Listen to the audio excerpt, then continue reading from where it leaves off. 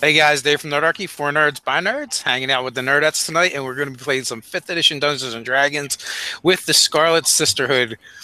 So when we last have left off, you guys found yourself beneath the city of Rylor as you were chasing your quarry from a burning building, although it wasn't really burning when he left. You guys encountered a handful of trouble on your way down after doing battle with a suit of armor and Olive the halfling, who presumably you guys left for dead up in the burning building. Matter of fact, not only presumably, I think someone may or may not have hacked on her after she went down. Absolutely did. Yeah, by may or may not have, I mean absolutely murdered her face. A well-deserved hacking, probably with her own daggers. Oh, here's a question. Are we still under that trapdoor? It was a chute. We went down like a slide. Oh, never mind. Yeah. You guys played. Well, there is no climbing back up that. Well, there's probably burning debris, you know. Well, yeah, but I wasn't planning on going too far into the building. But like that was, if it was a slide, it's not doing. We're committed. Fine. We're committed now. We're gonna go into the deep, into the dark, raging. We got this. Yes. So, Danine's looking. She's injured, but she is where she's at. So she's just gonna have to deal with it. Well, okay. If you need a heal, I've got slots still. I foolishly blew all my spell slots. Yeah, you guys. When we had last left off, you guys were basically ambushed by this strange-looking creature that looked like a combination of a humanoid beetle and vulture, and as well as the strange octopi creature that flew down from the ceiling and engulfed Agnetha as she was investigating the enclave where the creature was actually being imprisoned until it was freed. You guys are in a circular chamber. The center of the room is that chute that we had talked about, and it landed in basically a bunch of hay. It was soft. You found a lever on the side of the wall, and what you quickly realized was, there was 2 portcullises, one, and they were attached. They're basically connected to each other. One, had imprisoned the creature and shut you guys off from the tunnel going out of here. So that's where we are. You guys, are a little bit injured. What do you guys want to do? Real questions. How hurt is everybody? Like, do you want to keep pressing on as is and risk it, or do you want a heal now before we continue? This guy is our only lead, and I'm still not sure the stuff we have is enough to convince that mob boss, because he wants the actual guy. Oh, so you want to set me up? You want to get a hold of him and take him with us? While we were you didn't know this. When we were in the meeting with him, he flat out admitted that he was working with some rival gang. So hold up his papers. I took these off his desk, but we should probably find him anyway because I have no idea what's on any of this. I hope we still can. We could try to pursue him. In the meantime, it might be wise to maybe either take a rest or heal up, because I could sure use some healing. I'm still kind of hurt. The longer we wait, the further away he's going to get. So let me go ahead and heal you guys now magically, and then we will book it after him. Sounds good. Thank you both for... I mean, it's one thing in the thick of a battle, but to actually continue pursuing this means a lot to me. I didn't like that guy at all the moment I walked into the room, so mostly I just want to get him for my own reasons now. No worries. You mess with one of us, you mess with all of us. Oh. Well, right. that means a lot to me. So will 2d8 plus 4 each do ya, healing wise?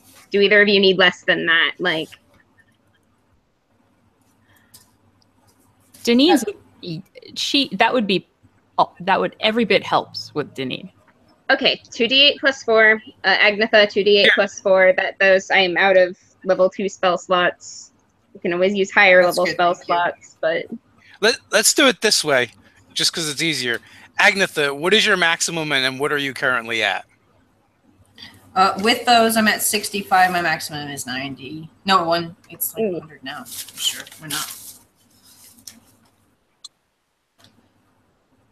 pretty sure it's like 110 or something like that. So yeah, I'm at 65. Okay, go ahead and take another D8. Can Deneen? I guess this doesn't really work mechanically, but can Deneen try to help bolster this spell, even though she has no spell energy left? Like, just on principle, try to pray and hopefully make it better. Do you have religion? Let's see. She does not have a religion, but she is a life cleric. Are you inspiring me? I can't really. I'm just trying. I'm just trying. Roll. I'd be like, save your prayers. Give me some jade. Roll percentile dice. You're no. Dice. You're a first level cleric or second level? Just first level. She's pathetic. 96?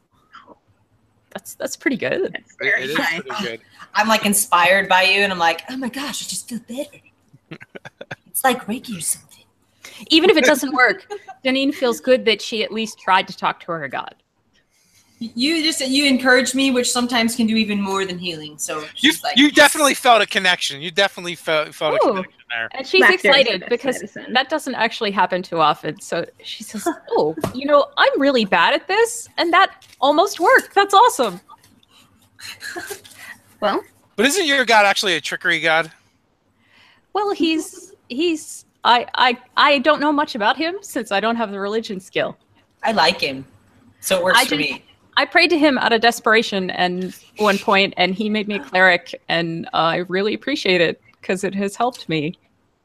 But in exchange, I promised, we can just talk about that later. Anyway, just tell us while we're walking, heading down the tunnel. Yeah, sure. So, anyway, healing. So what are we rolling now for healing? What was it? Oh, it was 2d8 plus 4. Agnetha, you get the 2d8 plus 4 and then a 1d8 plus 4 because I went ahead and used a second spell for that. It was a different level. So. Cool. Thank you. That helps a lot. So I'm at Good. like 72 health right now, plus Deneen's inspiration. What is that for me? Is that like inspiration?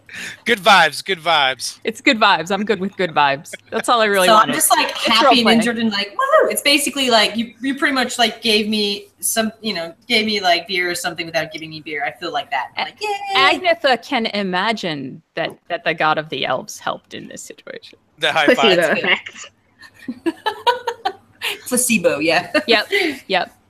So, before you lies a rough-hewn tunnel with actually does have wall sconces every 20 feet or so, alternating from side to side. They've been mounted into the wall. The tunnel has a slightly octagonal shape to it. Interesting. Suspicious, but Yeah. interesting. I don't know how I feel about that. So, are you guys using a light source for Kenna? Yeah, I've got my lantern that we were using during the fight. Okay. Good enough. So you guys, you travel, 30 feet down the hall. It turns to the left, kind of a soft turn like an elbow.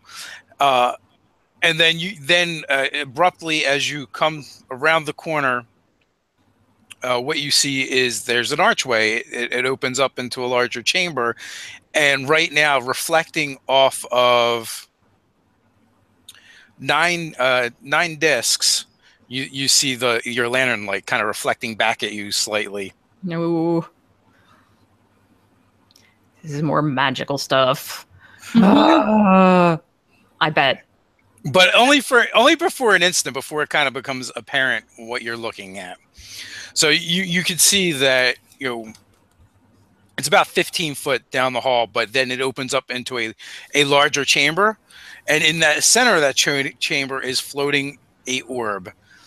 Those discs that you saw reflecting the light back at you, they're actually eyes, and that's when the big toothy maw drops open. And Must we? you see the rows of teeth. Adorned atop of his head, or its head, like a crown almost, is a small undersized derby. I don't like this.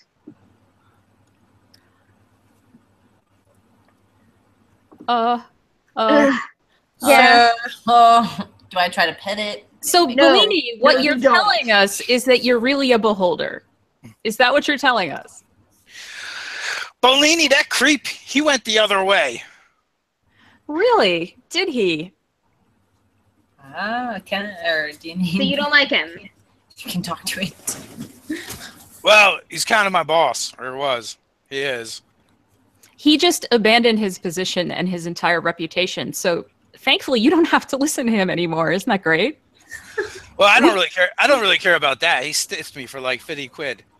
Oh, well, that's where it really counts.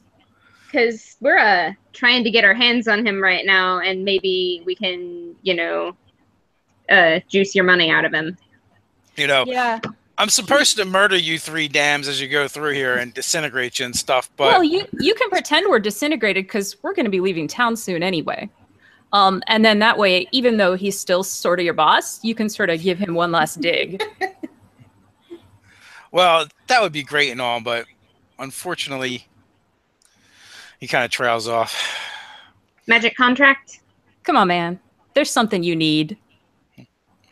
Well, like I said, he stiffed me. I'm not interested in doing his dirty work. Well, Okay, what great. exactly do you need to get out of your agreement? Yeah, can we help you? What exactly did you agree to? Exact wording. Can we help you? I really love that hat, by the way. Ah, thank you. It's one of my Your favorites. skin looks fabulous. Must be the darkness. You know, Seems to like it. So, are you guys entering the chamber? Are you staying outside of it? I'm He's, standing in the doorway. I'm going to stay here because he may have been instructed to kill us when we enter or something. So we'll Okay. just stay here. Keep a respectable distance. You understand. So, as you're standing here, you get a little better view of the room, and you can see it's very posh and lavish inside. There's a thick carpet on the floor. You see some mirrors on the walls. The stone here is a bit smoother and less rough hewn than the rest of it.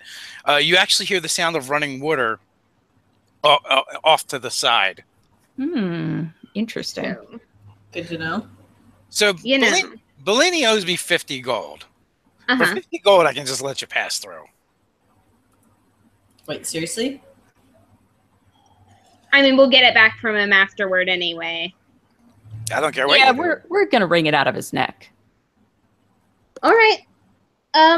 So I'm going to dig through my bag and make sure that we have that. Do you guys care if I give it to him out of the party bag?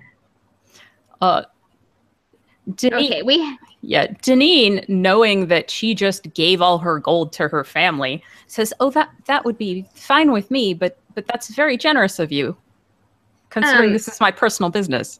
Well, when we go and when we get loot drops, we have an extra share that we put in this other bag for party needs, things like this. I So- see. We can just go ahead and pay the beholder. That's very reasonable. Hey, who you calling a beholder? I'm sorry, we haven't been properly introduced. I'm Nina. And you are? Stanley. Stanley. That is a lovely name to go with a lovely hat, Stanley. Thank you. I've been stuck down here for quite a while, Do you have So- any way out? He kind of it feels like he's nodding, but his whole body kind of tilts. And he looks down at the floor, by the entranceway. Mm-hmm. And when you look down, you see there's inlaid in the floor is silver and metal runes as well as crystals. Ooh. Well, that's terrible. Let me at least try to disarm this for you. I have something that might help. Okay, so I am going to say, what languages do we all speak? I'm going to say in Elven, do we trust him enough to do this? Quietly. Agnes can reply, I think we should kill him.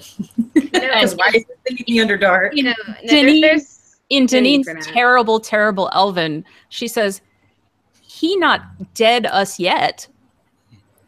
Oh. Yeah, I mean, like, but he's also stuck in that room. Okay, you know what? Let's... All right. Thinking about this logically, if we let him out, the worst thing that happens is we have to fight him, which we'd have to do anyway if we walked through that room. And if we let him out and he doesn't attack us, we might be able to persuade him to help us go get his vengeance on that mage. So yeah, let's do. Do we know what this? Do we know what this creature is yet? Or Dave, real quick, as cover for this conversation, Deneen is pretending to use her thieves' tools to investigate these runes. Okay. But isn't actually doing anything. So he can we can pretend we're talking about the runes and like point at them and stuff. So, but she's not actually doing anything. When you go to follow her lead, get close to the runes, his whole body tilts like someone would tilt their head, and he starts tisking at you. Oh, okay. Okay. I wouldn't do that if I was you. That's fine. Why? I'm not gonna touch him then.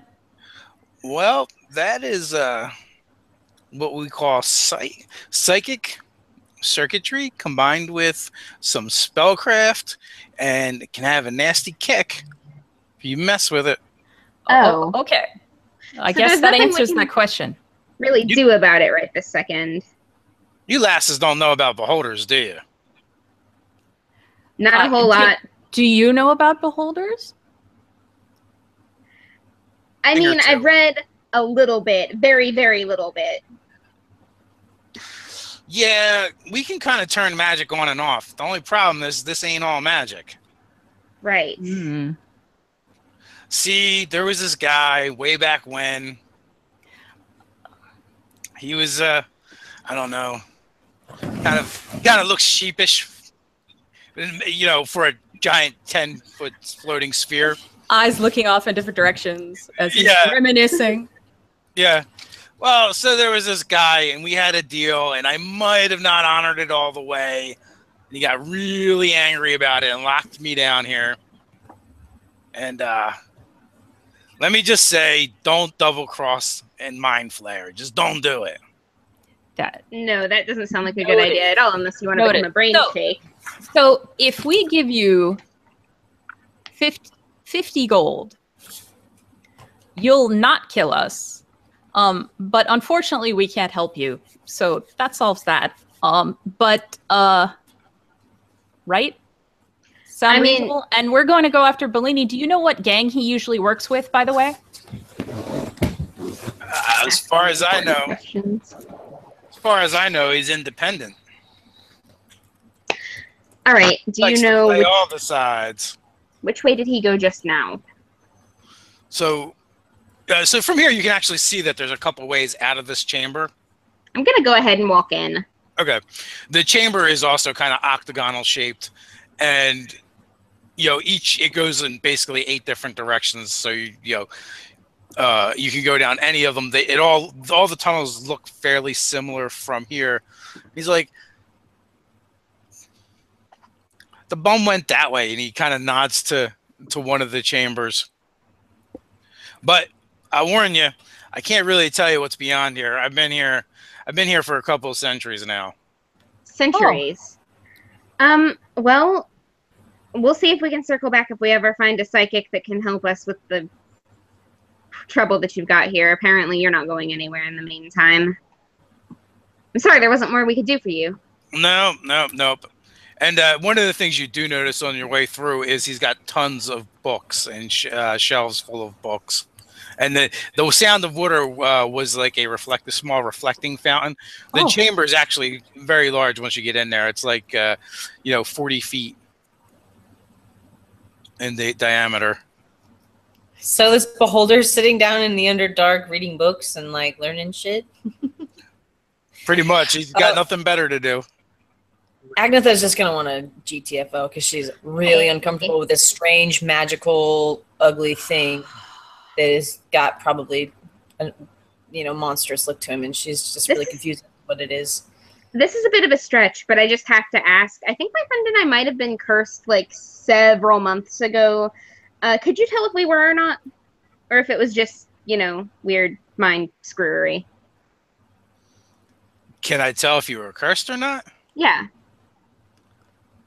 You're talking to it now? Yes. To it in my mind. I don't want any part of it. And you could, if you like. Well, what would you have to do to be able to tell? So he looks over to one of the shelves, and a mahogany chest, a small mahogany chest, begins levitating off of it towards him. And he sets it down in front of him, pops it open, and in it is several different instruments, and they're kind of all etched with various sigils and runes upon them, and made of brass, bronze, and silver. He closes his central eye when he does this, and then starts floating the instruments into the air in front of him. And he kind of has to tilt down so that he can use his eye stalks to look through them. But he holds up what looks like a lens. It's basically a lens with a small handle to it, to one of those eye stalks, and starts examining Kenna. Yeah, she's gonna hold still for this because I mean, if something happens to us, if something happens to me, they're going to attack him, and if he doesn't let us walk out of here, we can't come back and help him later. So he begins kind of like drifting around you, rotating around you, and looking through this lens. And yep, you're not cursed, but there's definitely things missing. Okay, that's what I thought. I just thought I'd ask. Missing? Better to know than not to. Yeah, her They look all there to me. Her psyche, soul, spirit, I don't know, whatever you guys want to call it. It's got holes. There's definitely holes. You've got holes, man. Huh. Yeah. Well, it was the hag incident. We'll tell you about it. I promise. Just, we should probably find Bellini first.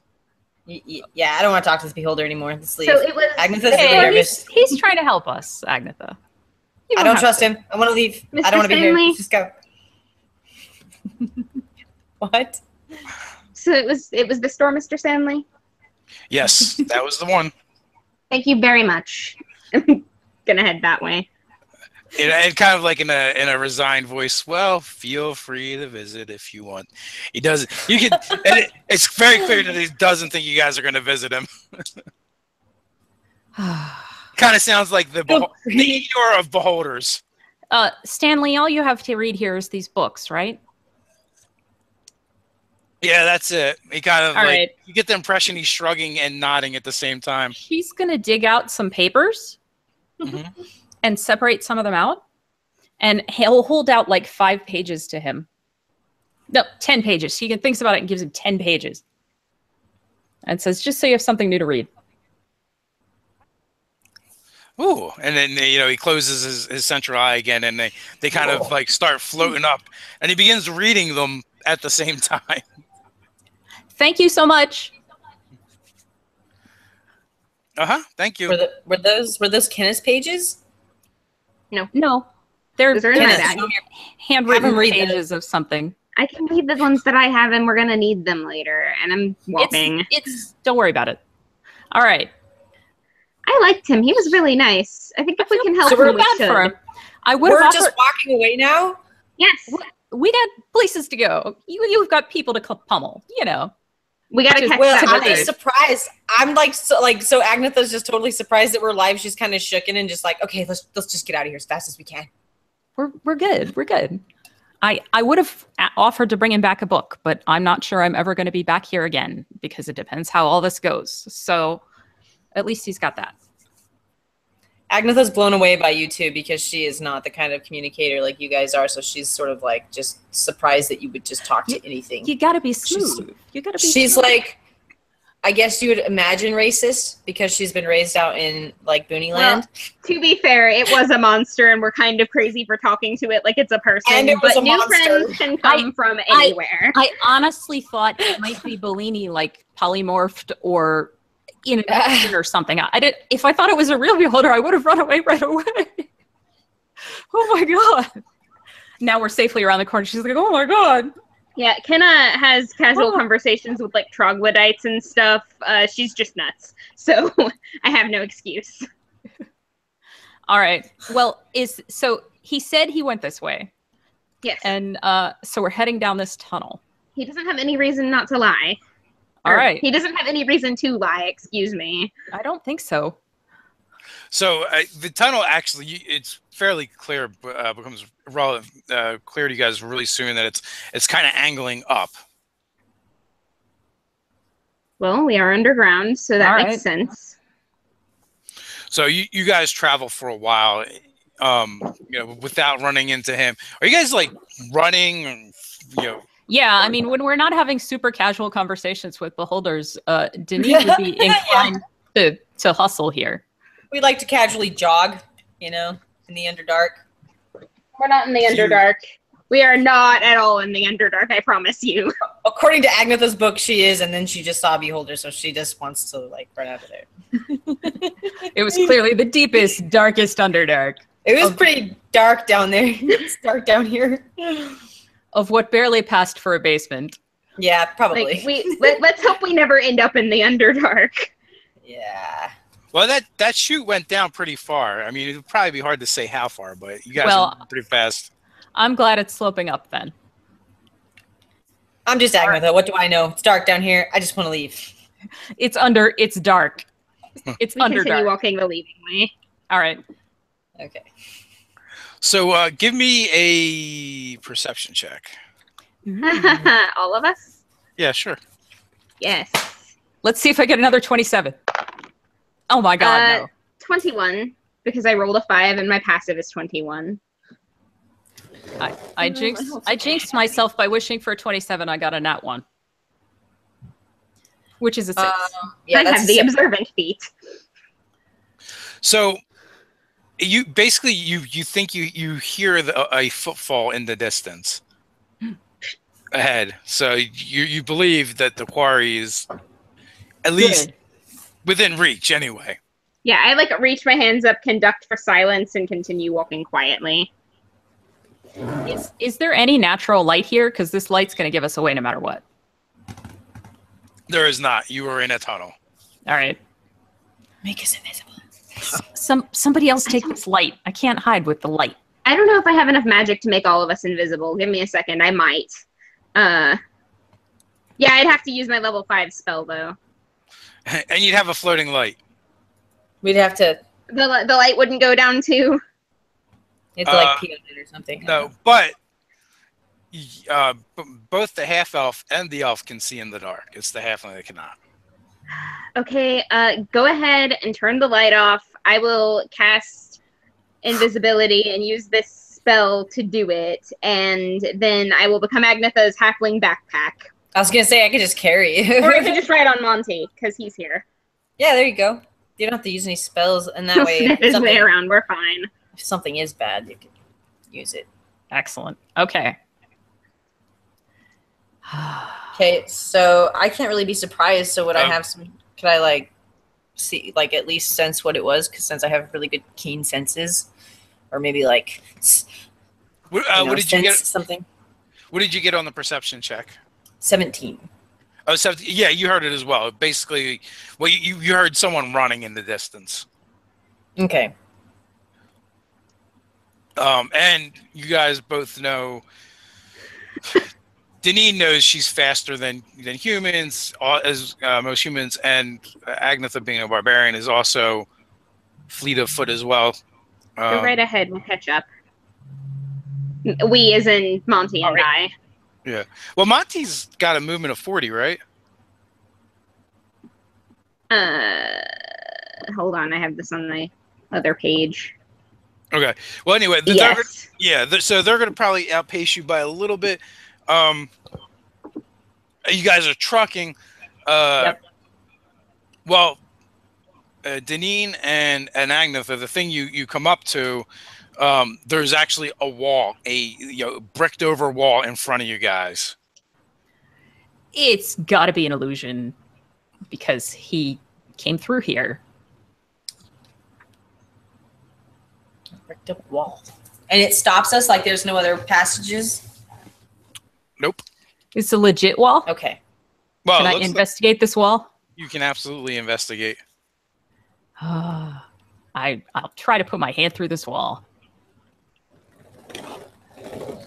I'm investigating this wall with a 14. Okay, so you press against the wall, and your hand just passes right through it.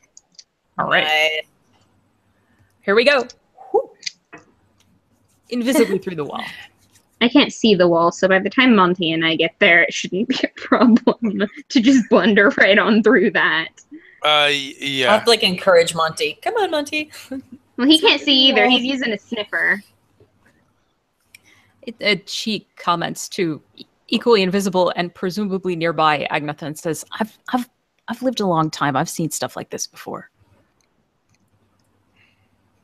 All right. Yes. So well, you guys good, because give me really weird. Let's see. So you guys are pursuing your chasing. Give me a stealth check. All right. That's oh well. Wait. I'm invisible. Doesn't that give me advantage on stealth? Normally it would. Uh-oh. But you guys are trucking. I'm trying. Okay, it's 14. Do I add anything to a stealth check? Dex. Unless I'm just since I'm dex not or stealth. just like Dex. If Okay. you have it as one of your skills, then you can Right, add I don't dex have that. And, okay.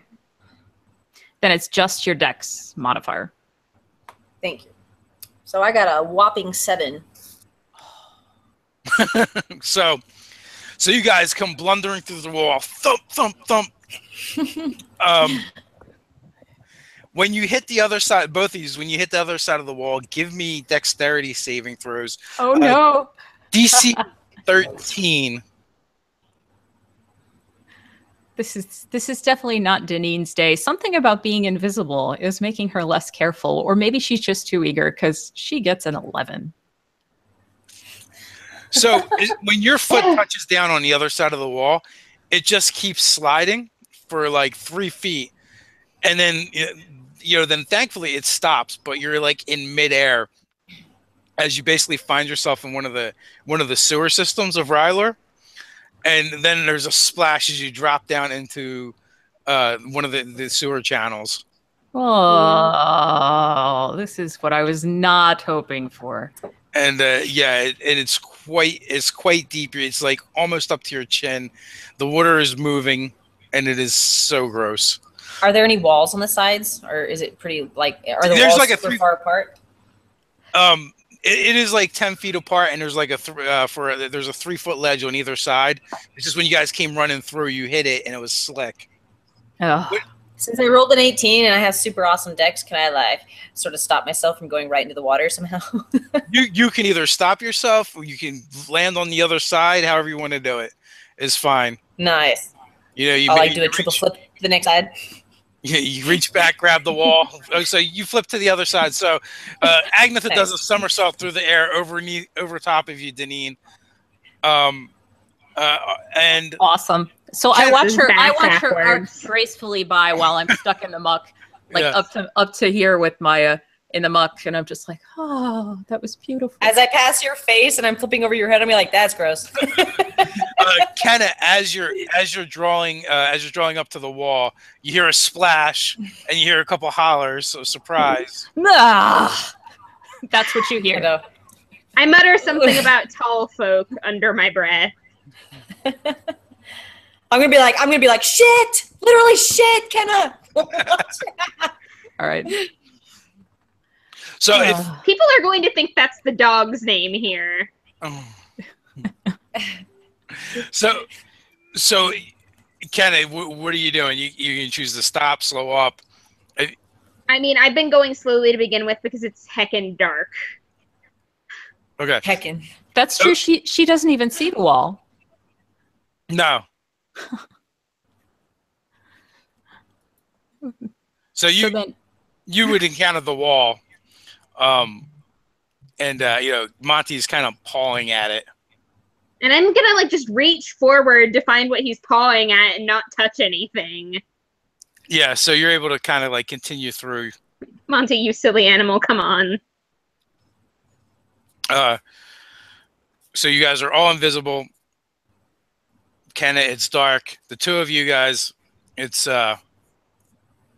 you can see that you're in the tunnel. You're in the sewer. Runs right or left.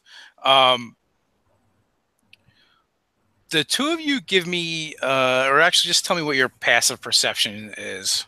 15. 15. Okay. So,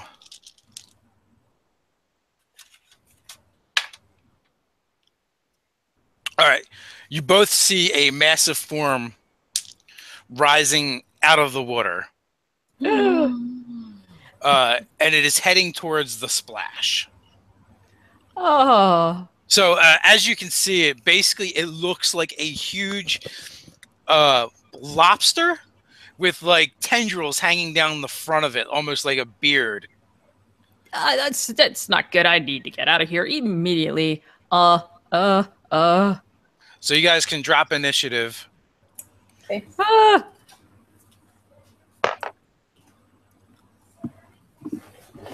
Yeah, So 11. Now, this is the night of me rolling 14 for everything. I got a 14. That's better than a 1. Yep. I'm 11. 14, 11, and... Used up all my luck.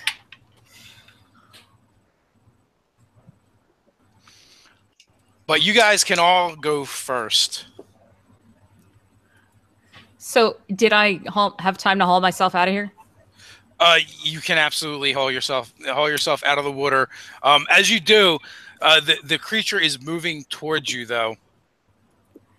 Oh, I need to get away from it because I haven't done well face to face with things lately.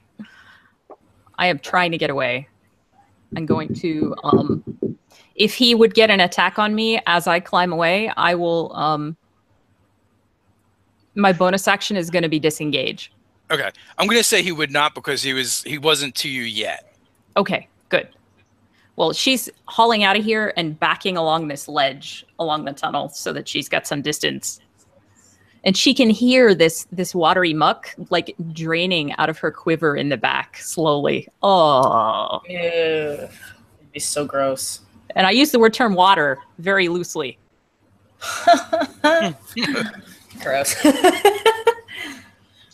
Okay. So, as the creature kind of is like, beelining towards Deneen, and it's hauling itself up, you then hear like this fluttering sound from above, like something's been disturbed and agitated. And when those of you that can see look up, you see they look like giant mosquitoes. If someone mashed together a giant mosquito and a bat, there's a small swarm of them. We need fire, dude. This is gross. And you can tell they seem agitated, and you don't know if they're reacting to you or if they're reacting to the creature that just rose out of the sewer. What was the initiative orders again? I got 16. Okay, so you would actually be up first. Well, do I even know that this is going on? Like, are these things totally silent, or do I hear things? No, you hear things. You hear running water, rushing water. You hear something splashing around, and you hear this buzzing sound from above and flapping of wings. Since I didn't fall in the water, can I pull a flare out of my bag and like throw it so Kenna can see what's in front of her or something like that? Can I like whip it out? As far as I know, nothing knows I'm here yet. Not only am I invisible, but it's heckin' dark. So yeah. I'm just going to keep moving until I have a reason not to. Because as far as I know, you guys aren't even in trouble. Okay. Well, you did hear kind of sounds of distress, I would say, when Deneen went in and Agnetha was like, woohoo, parkour! Yeah. Oh, right. Yeah. She did say poop.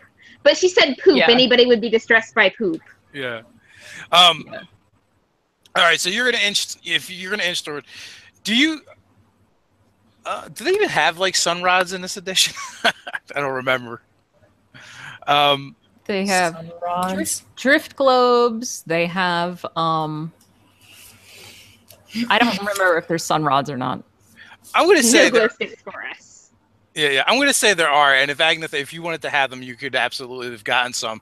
So your action would be to kind of like reach, pull one out of your bag, activate it, and kind of you're throwing it to the other side. Is that what you said?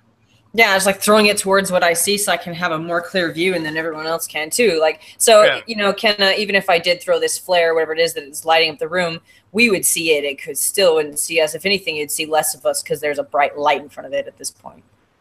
Yeah, so you and Deneen can see fine anyway because you have dark vision. But when you do that, you throw it out there, and what that does for you is now you can actually see in color, and you see this thing is basically like this sickly green color with these yellow splotches that are almost luminescent in themselves and the light upon it. But it really does look like a giant mutated lobster with a tentacle beard.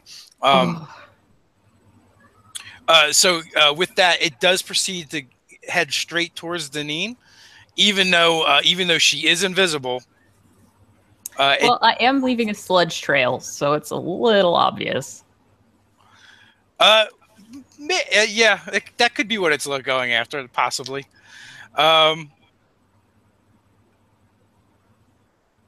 Those huge pinchers come your way. Uh-oh. Well, that's not very good. Wasn't it? So it's going before Kenna. Well, she didn't take an action because she didn't know what was going on. Okay, so it's Kenna, Monty, and then the lobster thing. Yes. So she kind of is coming in at then. Does a 15 hit you? My AC 16, no. Okay, so you actually nimbly jump above and over, over its claw. And again, you're kind of distracted from the sounds above. As these bat-like mosquito creatures seem to be kind of like trying to hone in on something, but they can't seem to find anything, and they are not messing with this giant mutated-looking lobster. And with that, it's done, and it's just kind of thrashing its head back and forth, almost like it's sniffing the air. And not that you know how anything could possibly smell anything down here. But that's the impression that it gives. So with that, now, Kenna and Monty. We do not have time to stop and fight this thing. Like, if we can just get it off of Deneen and keep moving, that would be the best thing. So, what have I got here?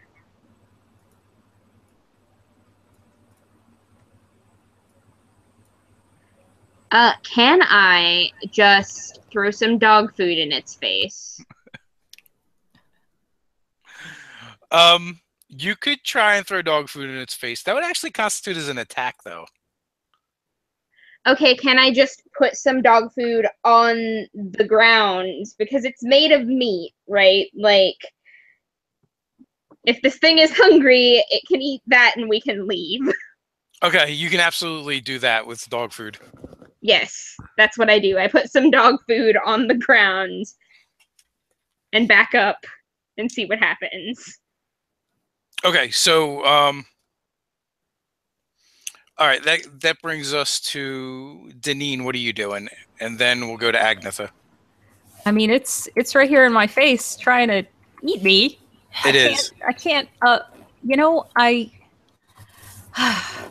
right. I really don't want it in my face. So how do I think I can get away from this thing fast enough to? I'm gonna. Oh God. I'm not sure. All right.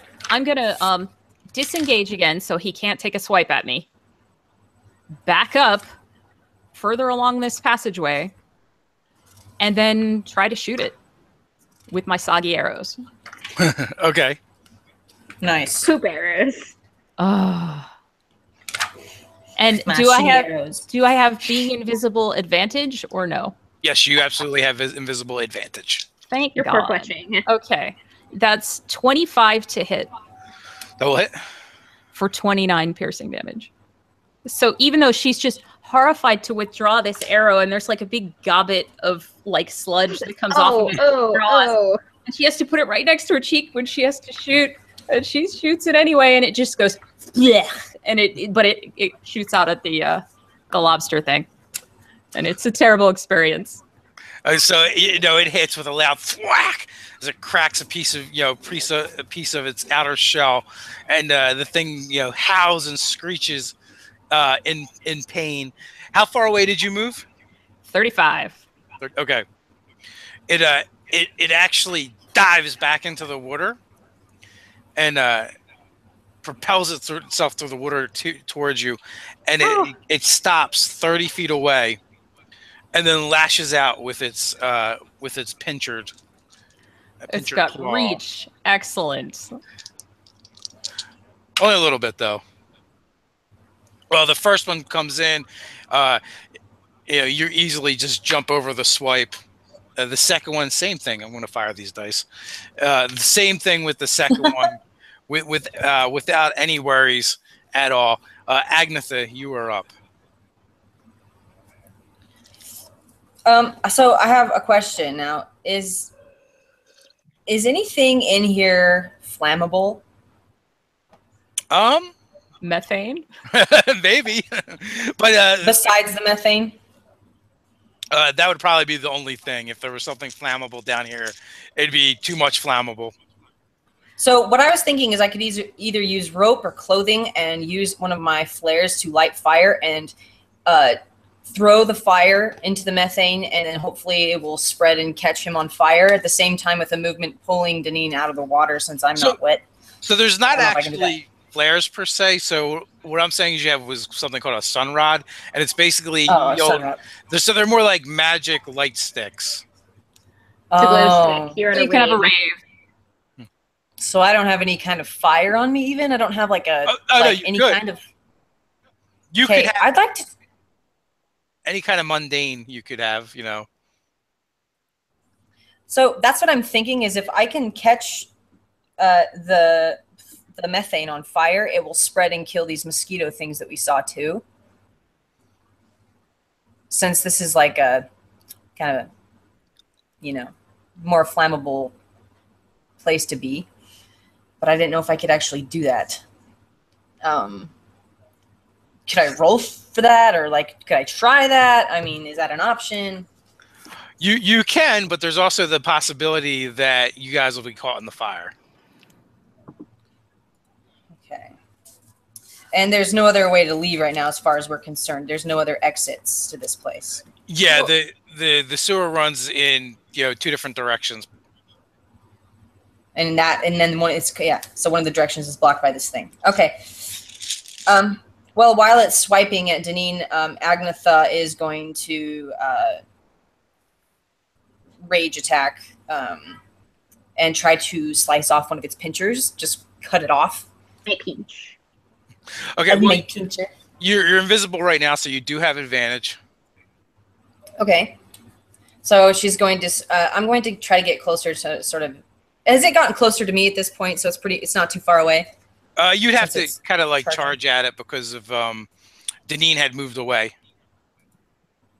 Okay, so I'm going to use movement to dash as quickly as I can. Just sort of come in really fast and try to take a swipe at one of his arms. Okay. Okay. So that would be a 19. That hits. Okay.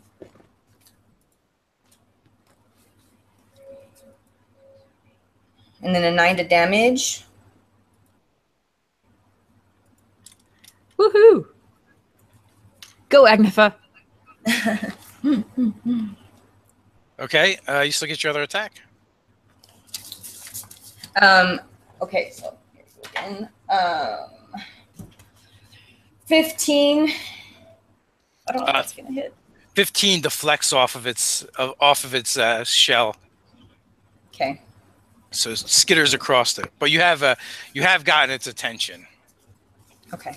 And so now the two of you are visible, and those creatures that are kind of flittering around at the top of the sewer, it's only 10 feet in the air. They seem to have taken notice of the two of you. Great. And the swarm is making a beeline towards the both of you guys. Oh, I hate mosquitoes. Oh boy. Yeah, mosquitoes are no joke. We're gonna die down here in this shithole. You're going to end up with a meat allergy. Yep, So- exactly. At Deneen, 4 of them come flying in, Ah, and 1 of them is going to hit. So it's like getting hit by a dart as it Oh my god. as it attaches itself. It's its long pointy beaks sinks into you like a syringe, and those hook-like legs begin wrapping themselves that around your doesn't arm. seem good. It's gonna suck our blood out of our bodies. We're gonna die. They're giant mosquitoes, you said, Dave? They look like a combination of a mosquito and a bat, as someone mashed it together. Okay. So that's 6 points of damage. Mosquito. That's, yeah, bat mosquito. That's all right. Oh. And an equal amount head towards Agnetha.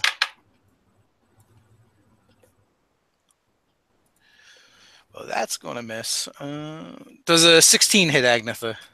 Yeah. So you were going to get hit. Oh my god, I rolled 3 freaking ones. Are you kidding me? Aha! Fool! Thought you could miss. So you are going to get hit one time as one of these creatures lands on you, doing 7 points of damage. As it kind of like sinks into your back, and you feel its beak stab into your shoulder. I'm just gonna like smash it as soon as I can. It's okay. Okay, got it. All right, I believe we're at Kenna now. I am so upset. This is so gross. Okay. I'm gonna go attack the giant lobster thing and hope I don't get any poo on me. I draw a last breath out of my boot and I breathe on it. And then do the thing. Okay, so you're still invisibility. Invisible. You still have advantage, but when you activate last breath, the thing's head swings in your direction. I got a 23 to hit. That will absolutely hit. Nice. 6 damage, and then do I still get my second attack? You absolutely do. Cool. 22. That will hit again. 6 more damage. That's your magic number. Yes. Does this like hiss gurgle sound at you? Kind of like Zoidberg. Gonna bang my shield and go defense and give Agnetha inspiration. Thank you. Okay, so Deneen, you're up.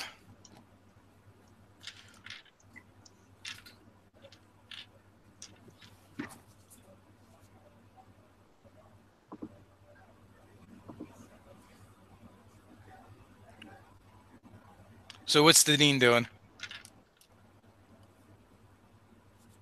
Your lips are moving, but I cannot hear you. All right, I fixed it. I'm sorry. So this thing's right here, and we're surrounded also by a flock of mosquitoes. Yes. All right. I'm gonna probably do the same thing again. Disengage and get away, and I gotta focus on this big horrible thing, I think.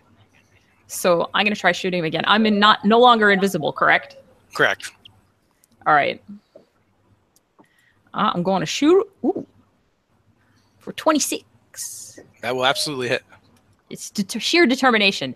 For, guess what? 27 piercing damage. How much was that? 27.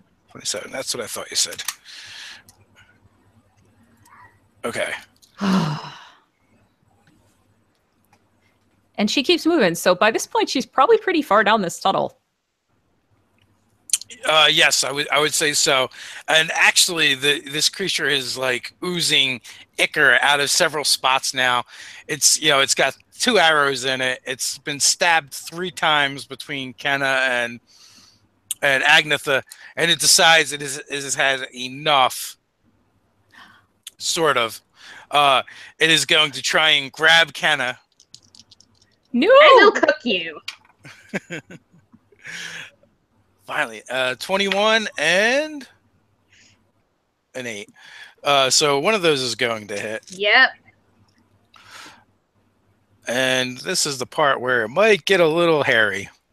Ah. At least it's not getting poopy. Oh, wait a minute. What I meant no. by hairy. No. So you are grappled. Oh. And you're going to take a little bit of damage. That's chill. So that is 12 points of damage. Okay, that's not terrible. I can handle that. And make a con saving throw. Oh, great. DC 13. Great. I make it exactly. Okay. You also have advantage because you're... Oh, wait, you're the... Are you Lightfoot or Stout? Lightfoot? I'm Stout? Lightfoot. Okay. A Stout that has poison resistance. Okay. So as the tentacles kind of like waft all over you, they're coated with a slimy substance that is probably not part of the sewer, and you're able to shake that off. Though, Agnetha, you can take an attack of opportunity as the thing goes to dive back in the water.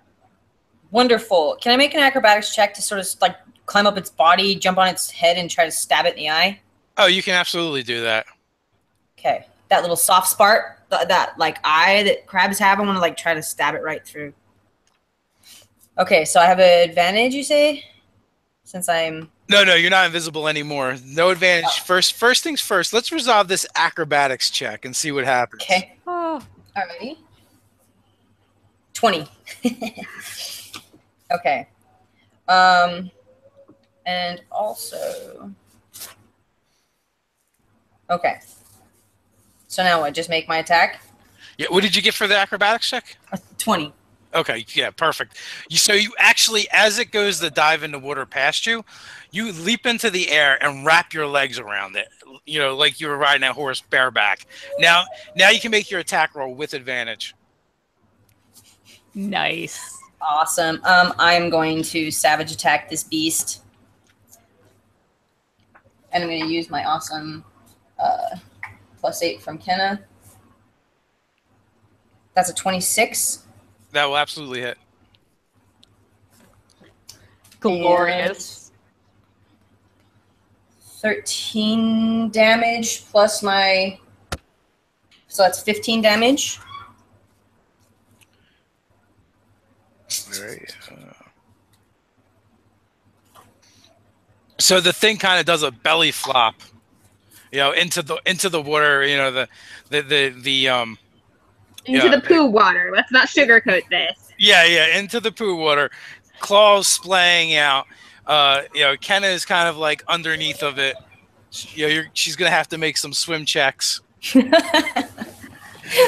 Great. not drown in the poo water. And in the meantime... Oh, this is not good. That's athletics, right? Swim is athletics, yes. Oh, no. So that's 8 minus 1 is 7. 7? Oh, nice. Did I take my second attack already? No, that was actually an attack of opportunity. That actually did not happen on your turn. Claire, if I die in poo water, I'm going to be so mad at you. It is actually your turn now, Agnetha. What is it you would like to try and do? I think I'd like to try to do my... I'd like to just make a rage attack with my savage attack. And can I use my Great Weapon Master with that at the same time? Since that's like a feat that I have. You can't... What are you attacking? The crab, the giant crab. It just did a belly flop. Oh, so I actually killed him. Yeah, you actually Woohoo! Oh, good. You so could that's come why rescue me from the poo water. Well, Yeah, since that one time when I called on you, you just ignored me. I'm just gonna let you swim. So I'm gonna go in and try to attack you. I'm not swimming. I'm literally drowning, and you were doing fine. But all right, Agnetha, you do that. To be fair, she was still there 12 seconds later. So All for right. all we know, she might have run in there. Okay, so since I just killed this beast and my friend, my dear wonderful friend, is drowning underneath, is it under its belly right now, or is she just in the water trying to swim for her life? Basically, it's in the water on top of her, and this thing is enormous. It's bigger. I'm going to use my bear strength and rage to try to move this creature away from my friend so she doesn't die. Okay, Please call it up onto the side or something if you can manage that. Something like that, yeah. Okay, give me a strength check. You have advantage because you're raging.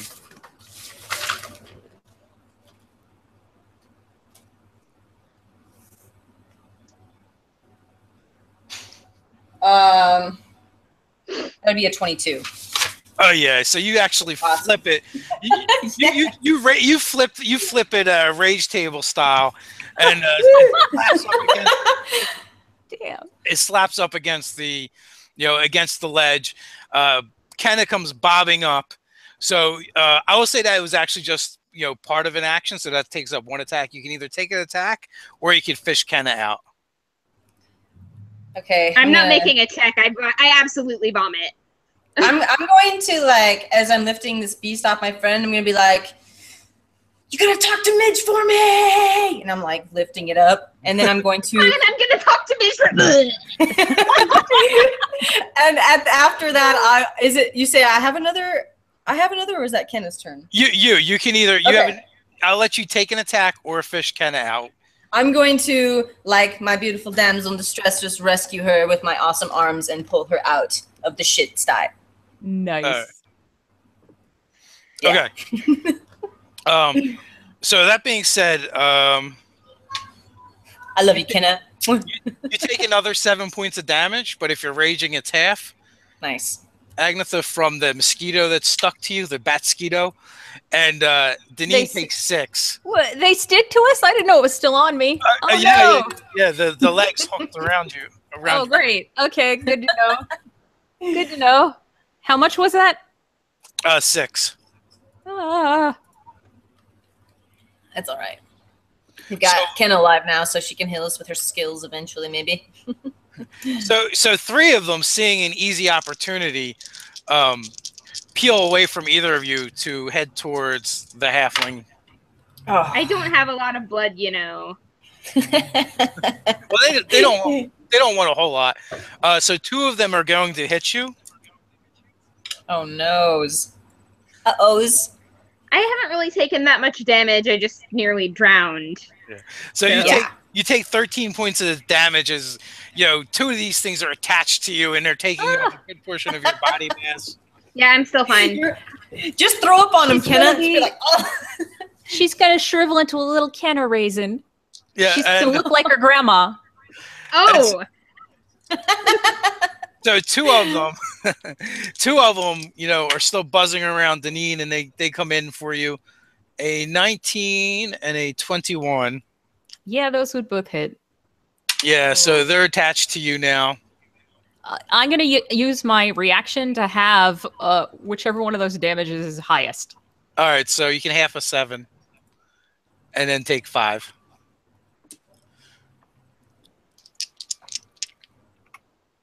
And then are these mosquitoes grapple worthy? Well, they're grappling you, kind of. So when they land on you, they land and then start sucking blood. Okay. So that was 3, 5, and then there's one more that lands on Agnetha for 7 points. So with that, we were back to the top of the order. Kenna, you've just been interrupted from your vomiting. So I got 2 of these things on me. Yes. I'm just like hacking at them with my sword and swearing in halfling. 24 to hit one. 24 to hit will absolutely hit. It's dead. And that's, yeah, okay. And then I'm going to swing at the other one because I have another attack. No, stay on the surface. And that would be a 25. Okay. Nice. Oh, it's so gross. And also, well, not Deneen, but Agnetha, when she gets back, could take an attack of opportunity as the first one that landed on her goes to fly away. Also, the first one that landed on Deneen goes to fly away as well, but you had used your reaction. So they get another turn, but I haven't had a turn yet? No. They're just, it's part of their turn was to move away. Oh, so one of them, okay, so one of them moved away from me, but I already used my reaction. Okay, I get it. Right. So I have an attack. Sorry, I'm here helping my dog get stickers out of it. So I have an attack of opportunity. Turn. Wonderful. Okay, give me just As what is the first Batsquito that landed on you is trying to fly away now. It seems to be full. okay. Okay, I am going to what I wanted to do to it, because I don't like it. I really wanted to grapple it and like shove it underneath the water in my rage. You can do that. I'll allow that. Make a grab Because attack. I don't want to risk, like, because Agatha always misses her swings when it comes to small objects. Instead of making a attack roll, make an athletics check. Okay. That's what I would like to do. Okay. You're going to drown it in poo water. I want to drown it in its own, yeah, poo water, like you said. Yes. 21. Okay. So it's got a 6, and you are now holding it under the water. It's thrashing about. You still have 2 of them attached to you, I think, but that one is right now occupied. Okay. And then actually, even though you weren't actually trying to like strike it per se, you actually inadvertently crush it between your rage damage, your 1 point, and your strength. It thrashes for a second when you hold it under, and then it's just goo in your hand. Nice. And then you're up, Deneen. Well, at least they are delicate. Let's carve. I've got 3 of them on me at this point, and I have exactly 1 attack. So no, you only have 2 on you right now because the one flew away. Oh, right. Okay. Well, then, can I pull out that dagger and just try to carve them off with my action and bonus attack? Yes. All right. And I get a nat 20. Oh, nice. That one strike takes them both. So they're on my arm, and I just take the dagger and go and just sort of shave them off my arm. Yeah, no problem. You basically you fillet them at the same time. Yeah. And then all the blood they've been drinking just sort of gushes down. Yeah. Lovely. Which is better than the poo water. So you still have your bonus action if you want to use it for something. Well, then I want to race back down to my buddies and make sure that they are okay. So that's the 35 that I ran originally, and then the other 35. Okay. So I'm now back with you. Okay, so you are now with them, and there's still some on. There's 2 of them on Agnetha, and you still have a bonus action technically. Oh, I do. Well, I used my bonus action to dash, so I don't. Well, no, you were only 35 feet away. Really? Okay, you're the DM. Yes. So I get here with a bonus action, and there's 1 on Agnetha. Yes. I'll try to slice that one off. Okay, don't miss. Yeah. A 24. Okay. That's nice and safe. For 16 damage. Oh yeah, totally. You just kebab it off. Excellent. You got your skills. I wasn't worried. Not even once. So are we still in combat? There is 1 flying away, but other than that, no, you're not in combat. The Okay. smart one is flying away. Prestidigitation, prestidigitation, prestidigitation, prestidigitation. Oh, I'm cool. Yeah. Are we gloriously clean? Oh my god, let's never do that again. And if anybody asks, this never happened. It's like an anime transformation sequence. Like Janine is dripping with muck and blood, and then she gets cleaned, and there's like sparkles and slow motion. Yes, it's glorious. Okay, did we get the body of the lobster thing? You do have the body of the lobster thing. Prestidigitation. I'm gonna check this out and see if there's any cookable meat on it. That's what Agnetha was thinking. She's like, yummy, it's what's for dinner. Even though it's covered in shit now. I don't know. Not anymore. I use prestidigitation. Oh, you use it to clean it. Oh, that's nice. Yes, cantrips are great like that. Yay! Are you gonna carry it out? Only the parts that are good to eat. Give me a bardic knowledge check. Okay. What do I roll for that? It's basically half the proficiency bonus plus your intelligence. Okay.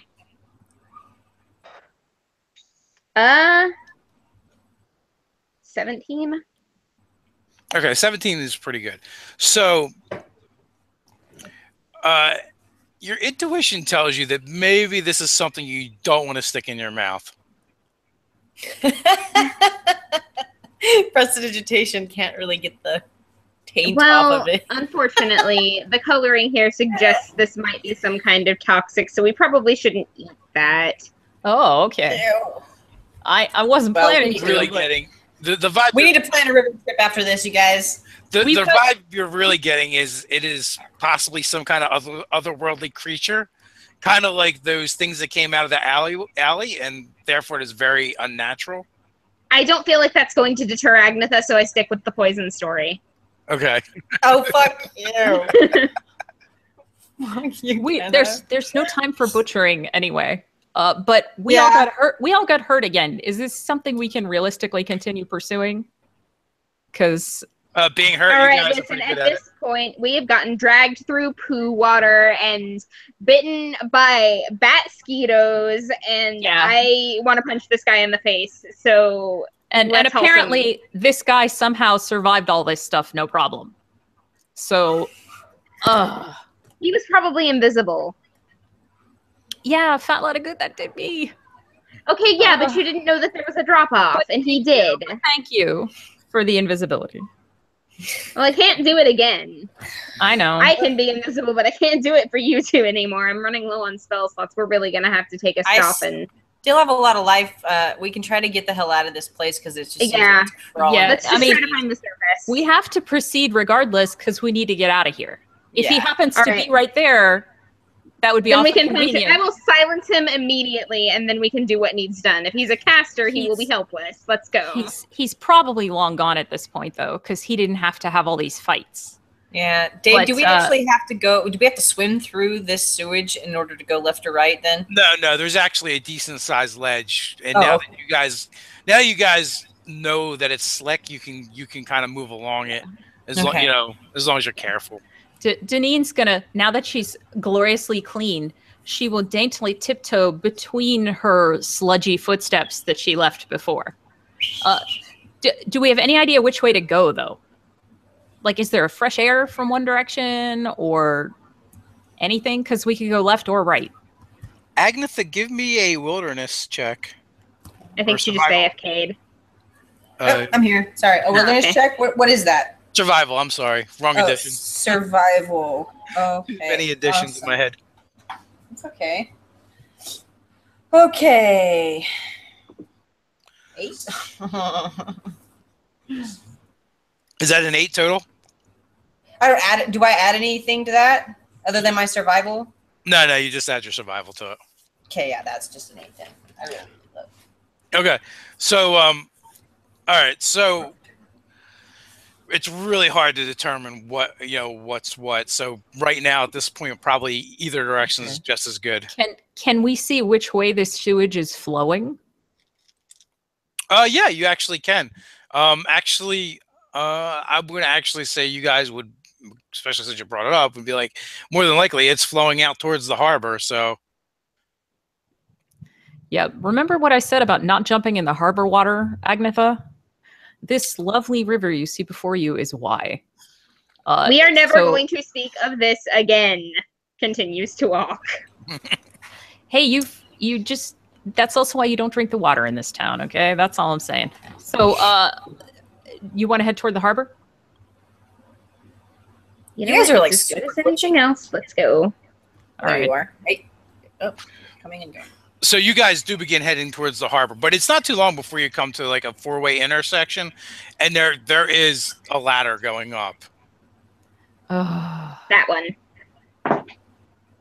All right. I am What going about to Monty. We have rope. We will hoist him. Agnetha's real good at carrying dogs, apparently. Yeah, she got him on the roof somehow. Actually, I don't think I ever did do that. I think I was going to do that. Yeah. But you could definitely handle it in no time. And what you also realize that, this is probably this is part of the regular landscape. You go in any direction, you're probably going to find access points. I can't invisible everybody, but I don't want to be seen with them on the surface, so I'm going invisible before we head up. Okay. Well, that was rather rude. No, I don't mean it like that. I have reasons. Like I said, I have a plan. Right. Okay. So you go up, and it's like, basically there's a manhole that opens up into an alleyway. So you guys actually you actually got lucky, and no one actually. Oh, we had multiple Samanthas. It goes up into an alleyway, and the only thing you see is a bum sleeping under a pile of trash. You don't even notice he's there at first, but then you see the boots move. I'm immediately suspicious of this bum, just on principle. I'm gonna step up next to Deneen, and I'm going to say quite quietly, because I'm invisible and a disembodied voice is very suspicious. How do you tell what businesses and such around here are under whose protection? I mean, you can look to see.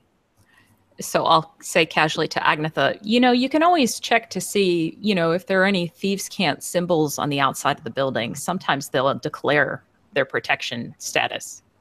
I'm gonna get a piece of paper to you and an ink and be like, could you just write down a couple of those for me? What? Can I do it in a minute? And I'm gesturing toward this bum here. I'm gonna go. You're really that worried about a homeless person? He might know if the guy came through here. I suppose that's or he true. might be the guy. We don't know. I guess that's also true, but just saying. So I'm gonna go check this guy out with a dagger. I'll come with you. I don't really know what just happened. Sorry, my computer's being weird. Check this guy out with a dagger. What if he's not the guy? I'm gonna be polite about it. Anybody can be anything now. We just witnessed magic, okay? I'm gonna politely hold it to his throat. So, Sam, you guys have popped out of a manhole in an alleyway, and there's a bum sleeping under trash. So I'm gonna crouch down next to him. Switch. I'm gonna crouch down next to this fine gentleman who has fallen on hard times, and Nice. take my dagger out to his throat.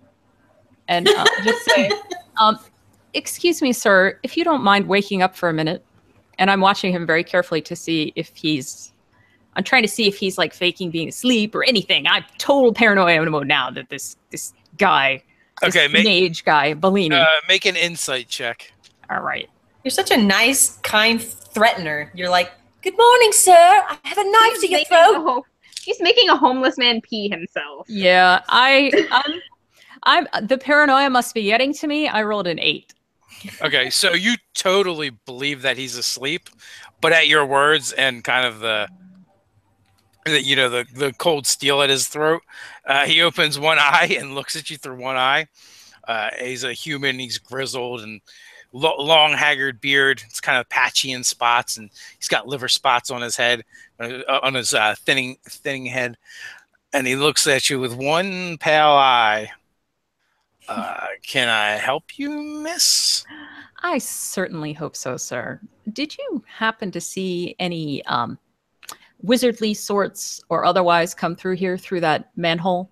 Other than the two of us, of course.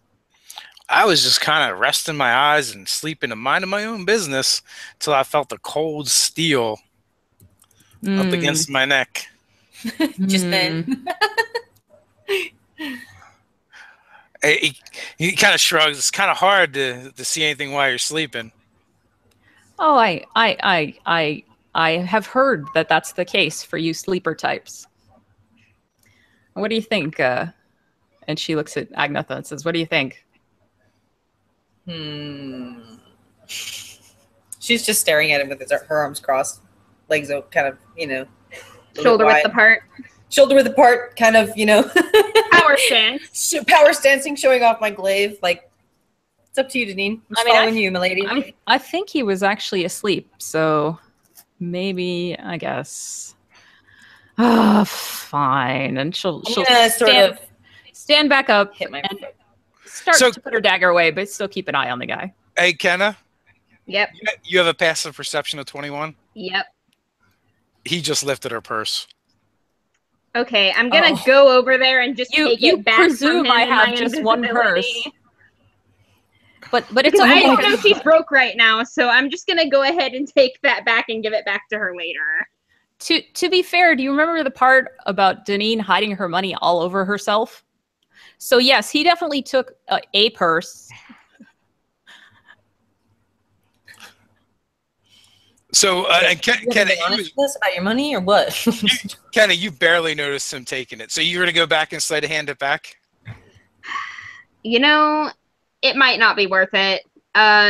Let's see. I did catch him though. Let me check and see what my sleight of hand score is. You know what? I'll go ahead and try it. Like, worst case scenario. Oh my God. I mean, what's gonna happen? He can't see me. You have advantage because you're invisible. Okay. You should like punch him in the crotch for that. So that's like 27. Oh yeah. I would invisibly kick him in the crotch, but that's. I am not gonna kick a homeless man in the crotch. You could take stole it. From your friend. You could take it and put something in its place if you wanted to. I will take it and I will put 5 silver coins in its place, like, just because I feel bad because we drew a dagger on this homeless guy. Like, You were the worst pickpocket ever. You realize this means he probably made a profit. like that is perfectly fine. Like, this is yours though, and that's not. Excellent. I'm a good person. I can't help it. It's like one of my traits. But you're getting so good with the roguish arts. I will be impressed when I find this out. But meanwhile, Deneen stands up, -1 purse, and says, "All right, fine. Go back to sleep." Agnetha's gonna kick the guy in his shoe and be like, hey, we're talking to you. Hello. What? You got anything to drink? There you are, buddy. I was gonna ask you the same question. Ever come out of a manhole? No. And I'm gonna be really close to him. Yeah, are his boots clean? Or are they covered with the same sludge that we had on us earlier? That would. They wouldn't be clean. They're not covered with the same sludge, but I wouldn't call them clean either. Okay. But see, that's a good sign. Okay. All right. So let this alley's occupied. Why don't we go have our conversation about symbols on buildings elsewhere? Apparently that's not our guy. Okay, yeah, let's go somewhere quiet because I also want to go through these papers and see what I can find out about Bellini from his papers. That were the first things I pressed the digitation to clean, by the way, when I got out of the muck. Do you guys realize that entire conversation, a moment with the bum, happened in a way that if someone was looking, it would be just one person kicking someone and asking for a drink? Sure. No, she's not invisible. No, like they would see, or the two of us, I guess, approach someone. That was just too funny. I'm sorry, it was funny. And Monty doesn't want us to forget. Yeah, sorry about that. Okay. He's like, feed me.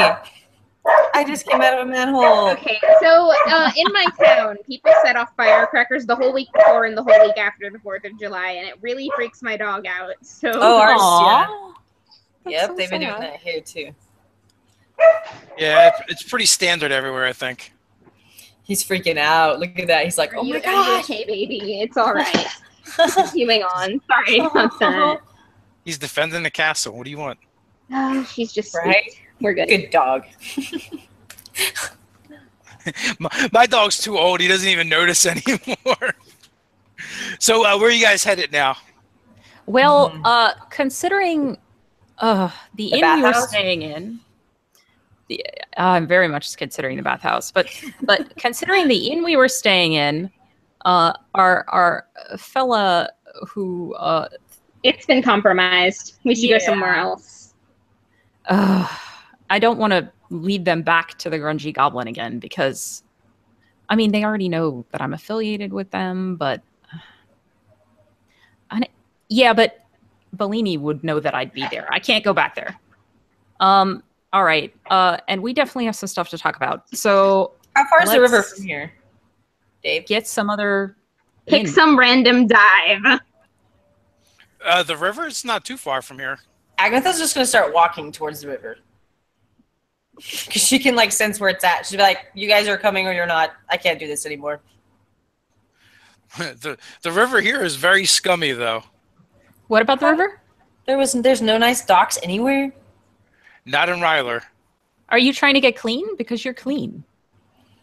Oh, yeah, you pixie dusted me. Prestidigitation. I forgot about that. There was no pixie dust involved. I like to call it pixie dust. That's okay. I find this acceptable.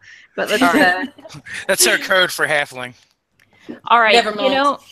You were asking which businesses are affiliated with which gangs. Yes. Sometimes they are labeled. Maybe we should go stay at one of the Rusty Blades places since I'm currently working for him. The closer you are to danger, the further you are from harm. But then they might be listening to what we talk about. Oh, God. Do they speak Elven? I don't know. I don't know. You know what? Let's just not speak out loud. We'll write notes. Agatha's like, y'all should decide. I need a beer immediately, if not sooner. That sounds good to me. Okay. I still have some papers, so. I have plenty of paper. So the first Rusty Blade establishment you come upon is the River Scum Tavern. The River Scum Tavern. River Scum Tavern. That sounds fitting for the moment, don't you think, ladies? After all we've just been through, let's just do it. I mean, why not, right? Why not just go into a hole and then just keep going? And then why not just do anything, really? She's going to start acting weird, almost like Agnetha's going to act like kind of stressed out, like, okay, I'm just had a hard last little while. Yep. We'll get a drink on the way to a room. How about that? I just need to settle my mind. I've been through so much lately. That was just too much. Agnetha's really not seen a lot of magical creatures, you could say, in her lifetime. She can take care of herself, and if something happens, she will give us the high sign. If you are in trouble and in need of assistance, hoot like an owl, and we'll be right back down. You guys are going to leave me alone down here? Or I mean, that's what you just said you were going to do. Like, just get your drink and come upstairs. All right. Yeah, I guess that's what friends are for. Bye. Kenna, bye. Oh my God, Agnetha, just get your drink and come upstairs. We'll wait for you to do that. If you would like company, I always enjoy drinking with you, I say, even though I perhaps never have before. I would be happy to get a drink with you. Well, I don't want to pressure my friends into being my friends, so I mean, if you guys, whatever you want. No, we want to hang out. I was just thinking you could bring it upstairs and then we'd all be together. That's all I was talking about. Okay. All right, let's just do it. So, you enter an establishment. It's got the the thieves' camp mark. It's the Rusty Blade. Rusty Blades, and you're pretty familiar with the town. There's a peg-leg dwarf behind the bar, the innkeeper, and his name is Cecil. So, Nina. You're able to get set up with a room. Does he have a sonorous voice? What kind of voice? Sonorous. Does he have a sonorous voice? I'm not familiar with that word. Sonorous. Okay. It was a Night Vale reference. Never mind. I was just being a dork. Continue. Nice. Night Vale references are always good. So, Cecil. Nina, quote unquote, will go up to Cecil and say, "Hey, I know that word is out that I supposedly crossed Cyrune, but I'm actually doing a job for him to both make up for that and prove that I didn't do it. So you can go ahead and let him know I'm here without having to kill me first. Does that sound cool? He already let us know, hands off. Oh, good. Okay. Thank you. I understand that I'm a dead woman regardless, so as long as we're all clear, I wanted to be nice and open about it. Oh my god. No worries. And he kind of goes to cleaning his fingernails with a dagger. Excellent. He's being facetious. We gotta leave. What an edgelord. So we're gonna have a quick drink and then perhaps adjourn to a room. Okay. Wait, Okay, did I miss that, or was he being like kind of facetious with her, like we've been warned about you, or like was that pure? No. What he was saying is that the word has gone out that it's hands off for now. Right. So I'm not gonna get arbitrarily assassinated by like a passerby from the gang. I'm staying invisible. I didn't hear that right. I was like, wait, are we supposed to be here? It's okay. It's okay, Agnetha. Everything is okay. Okay. Be cool. Be cool. Okay. So you guys kind of walk past, someone performing on a small makeshift stage using an accordion. Are they any good? Not really. Agnetha is going to love it. But most of the patrons are too drunk to really notice. So yeah, for the most part, they're just heckling him. Are they? Agnetha's going to be like, well, after what I went through, I'm happy with it if you guys are. Are they heckling him accordingly? Oh, I'm sorry. Bad. I'll take 3 hit points of pun damage there. I thought it was good. It's funny. All right, so we're gonna get drinks and then go have a little note passing session. Yes. Like teenage girls. Yeah. Oh, yeah. Okay. That's right. We're gonna need it after today. Excellent. Okay. All right, so you guys, have a room. You look at the mattress. It doesn't look like someplace anyone would really want to sleep. There's some blankets. They're the itchy kind, of course. There is a pitcher of warm, kind of brackish water, in the room. All the trimmings here in Rylor, nothing but the best. And there is a flimsy lock that will probably sort of work. The door shuts. Okay, shutting is good. And take watches like we're camping anyway. Yeah, there's a rickety desk, and well, not really even a desk. It's a table with a couple chairs, and there's a window in this room. All right. I'm gonna take out my bedroll and like lay it down and like just sort of chillax on that. So as Deneen is pulling out paper, she says, "So we're just gonna get a quick nap, right?" And she's pulling out a writing implements. Okay, so as you guys are kind of going through the papers, one of the things you kind of notice right away is that there's two different scripts, two different handwritings. One of them seems smaller and more precise, where the other one is kind of the only way to describe it is it's kind of like a lot of flourishes, and it seems kind of grandiose in its writing style. So since we're not talking out loud about this, Janine's going to write next to the smaller, precise one, Olive, ? And the other one she's going to mark Bellini, period, because she's sure about that one. That's her theory. All right. As I'm writing back to her, I am going to make it a point to use Bellini's handwriting so I get practice at it, and then I'll start doing Olive's a little bit later. Because I am a charlatan. I have forgery skills. Sweet. Well, in that case, she won't write it on the book. She'll write it on a piece of paper, a separate piece. Yeah. Oh, and I have to go wash my contact lens because I got a thing in it. Okay. Hopefully it wasn't poo water. Yeah, can you prestidigitate this out of my eye? I'll be right I wish back. I could. Prestidigitate. So you start sorting through and basically putting the papers in different stacks as you kind of decipher the information. What you start to gather is they're basically two different sets of from two different viewpoints of various meetings that have taken place, or what you actually believe were probably fortunes that were read there at Bellini's, and observations, two separate observations that were made of the different clientele.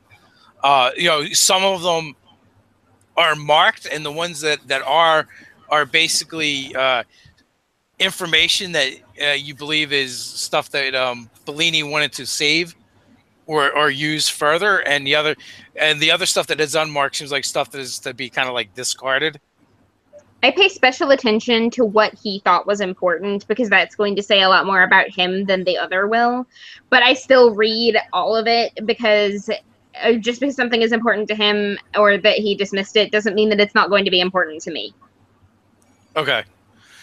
So after you rifle through, you actually realize that there's dates, so you can kind of like parse it out, and it actually makes it faster. And their notes are actually very detailed, so that makes it a lot easier.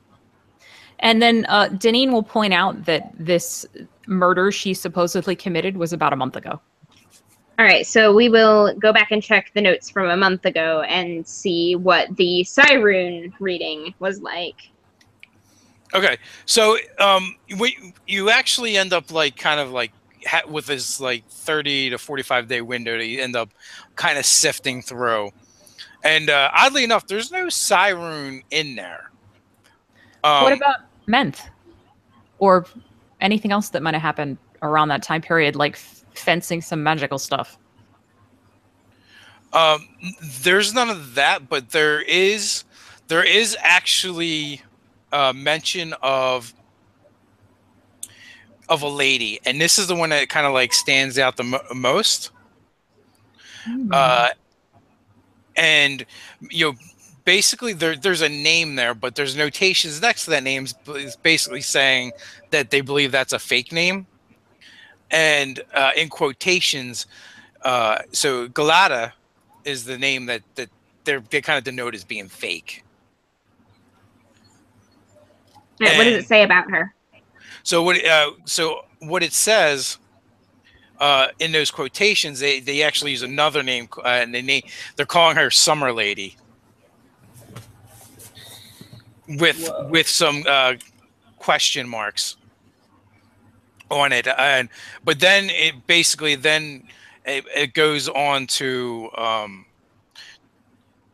denote not a reading, but actually a job that they took on.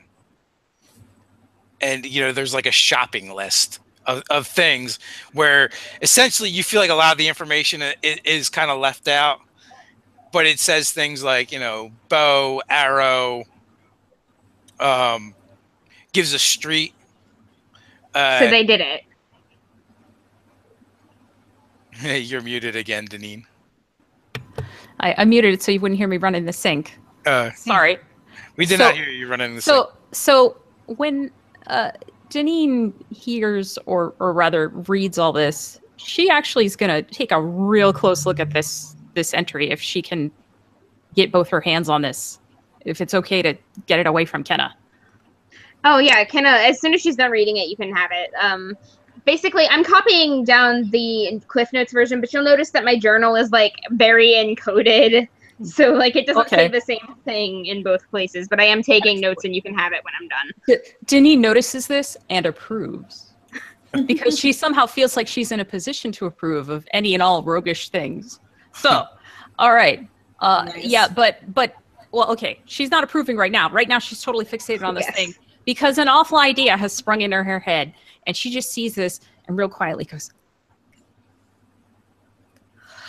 well, I think I know who framed me. This is really not good. This is really not good. Oh God. To anyone else, to Kenna, and that she says out loud, even though she's not supposed to say anything out loud. So yeah, to Kenna, so surprised. To Kenna, you see like a list of words that individually they don't like. The list together doesn't really make a lot of sense. But Deneen, you're like picking out a street. You're picking out several streets. Yeah, the magic stuff. Arrow, bow. There's two names of individuals on there that intimately. Yes, I believe I know who those individuals might be as part of their suspicions. Oh, God.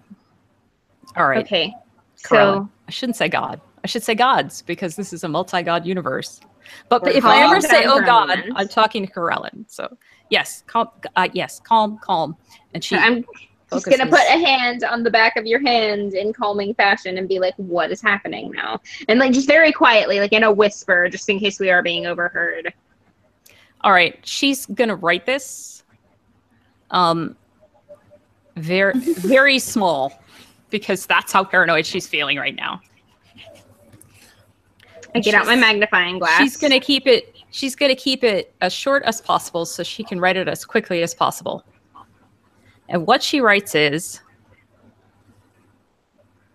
I'm secretly married. My husband and kid live in this town. My in-laws don't approve of me. There are references to my in-laws in this document, I think. I think that they framed me. And they are in over their heads because they're tangling with gangs and they're idiots. That is a lot to take in, so I'm gonna take a minute before, and not respond to any of this for a second. I'm kind of looking at you like you have another head that I didn't notice before. They don't like me, but I didn't think they'd go this far. But I don't know if they realize how it was going to go, or if they were literally trying to get me killed. Okay, so I'm gonna write back, and these people are these people that you would want to throw under the bus, or are we looking for another way out? It depends if they were trying to murder me or not, frankly. I'm going to have to ask them and find out. Okay. But if, I had a thought. I had some ideas earlier while we were in the sewer system, and I was thinking about some of the things that you said the other day, and I'm still writing all this down and not saying it out loud. Were you having shitty ideas, or were they good ideas? They were good for us and pretty crappy for a bunch of other people. No, since you were in the sewer, were they shitty thoughts? Oh, they were poo thoughts. But really, the most important thing is whether or not you want to throw these people under the bus. So we should. I'll go ahead and prepare for this plan, and then you find out, whether or not this is what you think it is, and we'll be prepared for both ways. Well, here's the problem, ladies. We can assume that the Rusty Blades are tracking everywhere I go because they don't want me to bail out of town. Right. Because right now I am still Cyrune's only lead to preserve his reputation. He's not going to let me just vanish. And then they'd see you going in there, and that would be a problem. And they've seen Agnetha with you, and that would be a problem. Am I following? So I don't know how I can find out if they were trying to get me killed or not. Let's take a rest, and I can make you invisible, and then you can just go without anybody seeing you at all. That sounds great. See, what the other thing I was hoping was, I wanted to ask this in a nicer way and under less stylish circumstances, but I was really hoping, my husband is actually a very talented joiner and woodworker, woodcarver, and I was wondering if maybe we could get him hired on to help you build and fancy up the spa. He's your family. And get them out of this terrible city. Yeah, this place sucks. Yeah, if we can get your family out of here, that's mostly I was always planning on it, but it just never seemed like we had enough money to make the trip safely, but we can make the trip safely. Anything is safer than here at this point. Okay. That's all you needed to say. We'll get her done. All right. How long could I be invisible after we rest? Okay. I think that regular invisibility is up to an hour, but I'm going to double check just to make sure. Okay. Oh, chocolate milk straw. I don't know what that was doing over there. Had a secret weapon. No, I have a very unsecret weapon. Nice. That's pretty cool.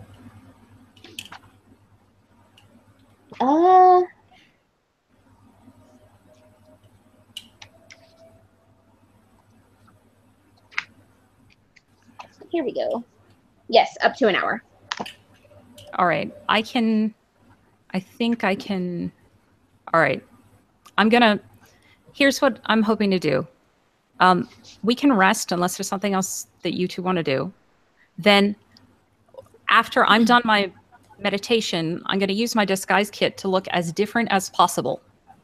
Even though I will eventually end up invisible, when I end up when I end up visible again, I want to look as different as possible. So I'm going to do that before I go invisible. That sounds good. Do you have a way of changing someone's eye color, by the way? I can change my own eye color, but only for a minute. Mm-hmm. Okay, that's fair. Just curious. Let's see. Okay, is there anything else that we should look for in these papers? Or it looks like she used a fake name, so she probably thinks they don't know who she is, but they were checking who she is, which means, wait, this is Bellini's log, which means Bellini knows who she is. But what he doesn't know is that she has any association with me other than the fact that she was trying to kill me. If she was trying to kill you.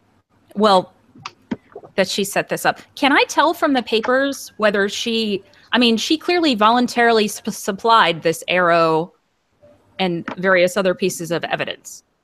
But can I tell can I tell anything about her request from this paper?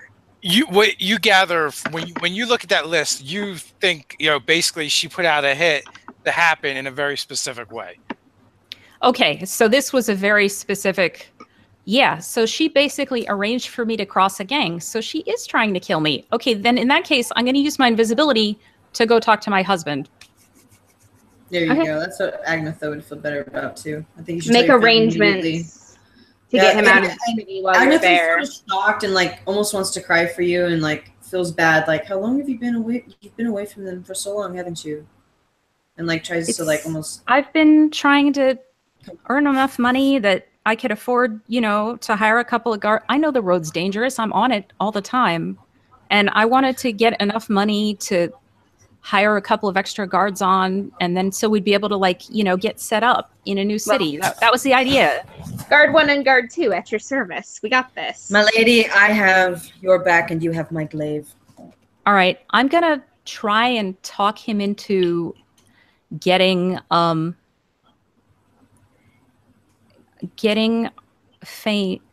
daughter. She crosses that out so hard that no one can actually read the word. It's okay. I'm going to burn the paper when we're done. Which is why she's writing small, so that we use less paper. See, there's a method to the madness. So I'm going to try and talk. I'm going to just tell him what's going on, honestly, and then try and convince him to leave town with Fane. And then hopefully no one will know he's even associated with me. And then if we can catch up with him at some village outside the city or something and get out of here after we turn in my in-laws to Cyrune. Okay. But I'm going to need this paper so that I can, as my evidence. Oh, absolutely. Take it. I've gotten everything I need from those pages. All right. Okay, so you're able to do what you need to do to get back to back to your apartment, back to your home. Oh. And you, all right. You're there. Your husband is there. Fane is there. Right. So it's since conveniently I can move at double speed through the city if I'm outside of combat and I'm invisible. So with all the shortcuts that I know, I get there surprisingly fast. So I'll get there and I will still be invisible. So I'm going to go in an upper story window or something to get into this place. And go to talk to him. So you had talked about doing disguise stuff. So you did the disguise stuff before you right, just to look as different as I possibly can. Good. Well, that's actually really easy with your comb. So that's true. So you invoke the magic of the comb, and it basically lets you do anything you would be able to do with the most with the most impressive, sophisticated disguise kit you could ever get your hands upon. Right. So you have access to that. So the magic works on you. So my hair is totally different. It's like a different color. It's probably a different length. It's a different style. It's nothing like her Nina Denine's normal hair. So that definitely should help. So I'll actually even allow do different eye colors, whatever you want to do. You can completely different. Well, so then, it's just shy of an alter self spell. Okay, but it only works on me? Yes. Well, okay. One person. You can use it on one person. Okay, one well person then that's attuned to. I would have explained that to Kenna differently then. Okay. When she asked if I could change someone's eye color. Okay. In the earlier conversation. I was just curious. But meanwhile, she goes to where her husband and daughter are, and she's still invisible. It says, "Alarian, wake up, wake up." And so he he's a light sleeper, and he wakes up fairly quick. Probably some remnants of his elven blood. All right. I'm not sure what breaks this spell, so don't touch me. I am invisible right now, and I have to stay invisible. What's going on, and why are you invisible? I'm in quite a bit of danger with people that don't know about you. And I need to explain what's going on, and you're not going to like what you're going to hear. I didn't do anything. I've been legit, like I've told you all these years.